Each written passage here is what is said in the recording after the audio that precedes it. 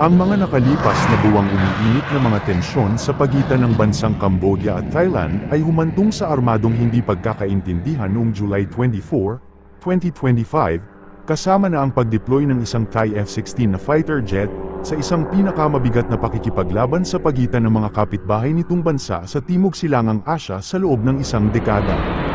Kaya sa ating episode ngayon, ay ating alamin kung gaano kalakas ang military ng Cambodia at Thailand.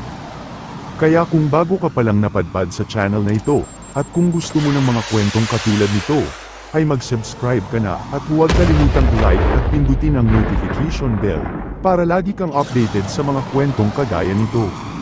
Narito ang isang sulyap sa mga puwersa ng depensa at mga arsenals ng dalawang bansa, na ayon sa data na mula sa London na nakabase sa International Institute for Strategic Studies.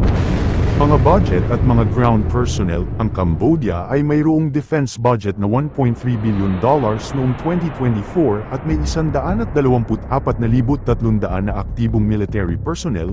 Ang kanilang armed forces ay itinatag noong 1993 mula sa pagsasama ng dating militar ng komunista ng bansa at dalawang iba pang resistance army.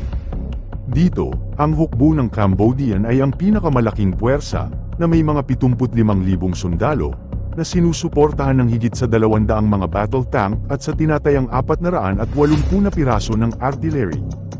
Ang Thailand, na inuri ng Estados Unidos bilang isang pangunahing na NATO na kaalyado, ay may isang malaki at well-funded na militar na may defense budget na $5.73 billion noong 2024 at higit sa 360,000 aktibong mga military personnel.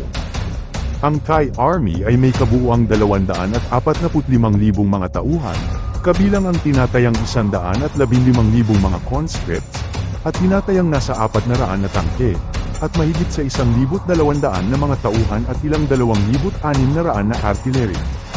Ang Army ay may sariling armada ng sasakyang panghimpapawid, na binubuo ng mga passengers plane, mga helicopter tulad ng 12 dosenang mga Black Hawks na gawang Estados Unidos, at mga unmanned aerial vehicles. Air Force. Ang Air Force ng Cambodia ay may 1,500 active personnel, na may medyo maliit na armada ng sasakyang panghimpapawid, kabilang ang 10 transport plane, at 10 mga transport helicopter. Hindi ito nagtataglay ng anumang sasakyang panghimpapawid ngunit may 16th na mga multi-role helicopter, kabilang ang 6 na Soviet-era Mi-17s at 10 Chinese Z-9s. Ang Thailand ay may isa sa pinakamahusay at kompleto na Air Force sa Timog Silangang Asya, na may tinatayang 46,000 active personnel, 112 na combat-capable aircrafts, kabilang ang 28 F-16s at 11 na mga Sueco fighter jets, at 12 dosenang mga helicopter. Mga Navy. Ang Cambodian Navy ay may tinatayang 2,800 personnel, kabilang ang 1,500 naval infantry, na may 13th Naval Patrol at Coastal Combat Vessel, at isang amphibious landing craft. Ang Navy ng Thailand ay mas malaki, na may halos 70,000 na mga tauhan, na binubuo ng Naval Aviation, Marines, at Coastal Defense conscripts.